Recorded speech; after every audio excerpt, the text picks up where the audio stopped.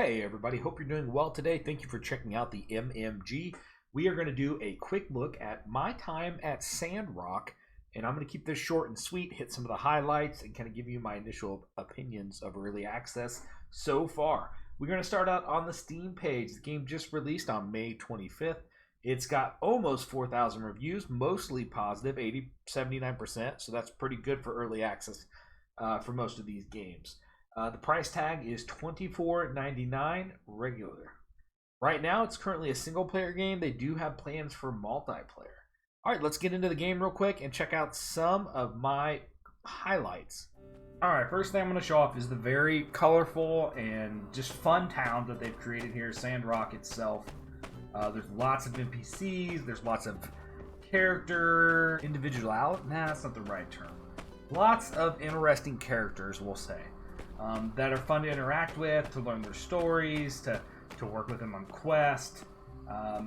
Yeah, the town's really cool. I really like what they built here, and there's lots to do and see. I don't think you're really going to run out of things to do very quickly at all.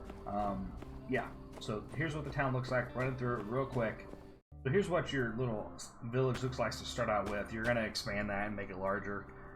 You can name it yourself. Yeah, like most of these games, you come in here trying to clean up a town that's failing and isn't staying up with time, and it's abandoned almost. But this town has more life than some of those other games.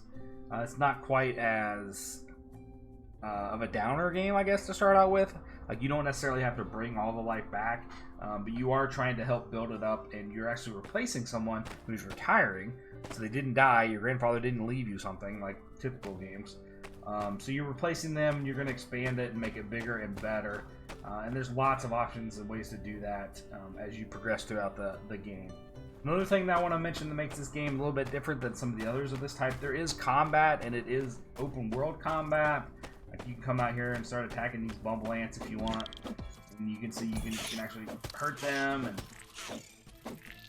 drop loot. There's wanted signs, there's felons, there's bigger villains. Obviously, I'm not attacking with a very good weapon, just my pickaxe, but that's okay.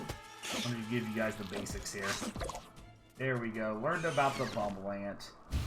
First time we've killed that. So really good pop-ups like that as well. I'll mention that. When you do something for the first time, it gives you a little bit of a pop-up and a little bit of information about what you did.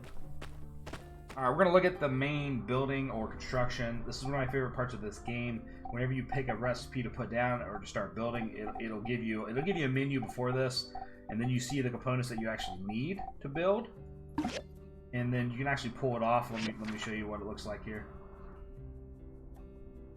So here's the different stuff that we can build. I was working on the crane lift. We're going to go ahead and assemble. It puts it up here.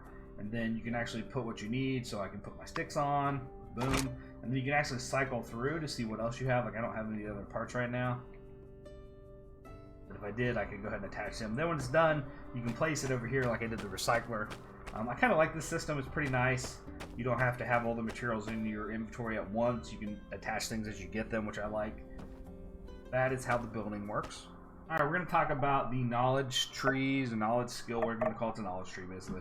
You can see right here, you'll get points from doing different activities as you learn things, and you can actually put them into leveling up what you get. So you can increase our gathering skill, you can do basic wood knowledge, and all kinds of stuff.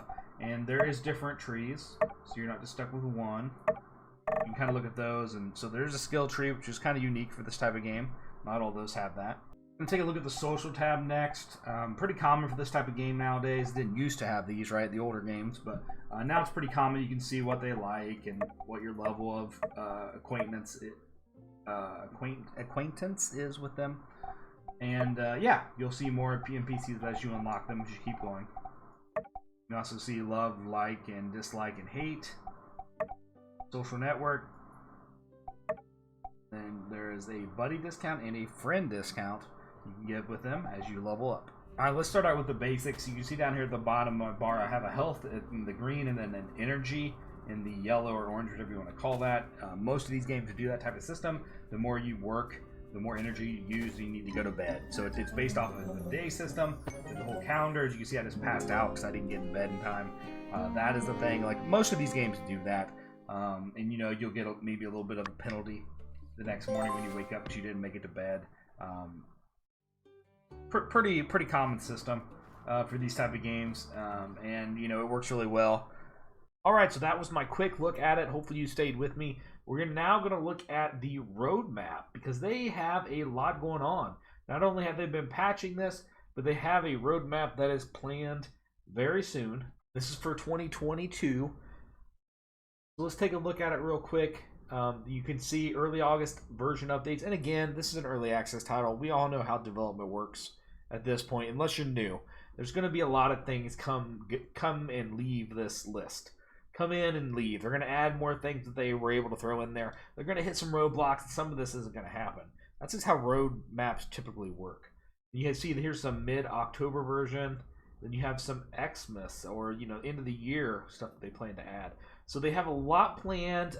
Some highlights for me is they're going to have taming of animals and stables. So mount training system and stables. So I'm pretty excited for that. And then down on here, there's a fishing system coming in, which I'm excited for. And there's also more dungeons coming in. And there was a pet system somewhere. Where did I miss that? Here you go. Add a pet system is coming in soon. So I'm pretty excited for that. All right, that is my time at Sandrock. Thanks for taking a look with me at this game. Please don't forget to give us a thumbs up and make sure you subscribe for more great content. Have yourself a great day.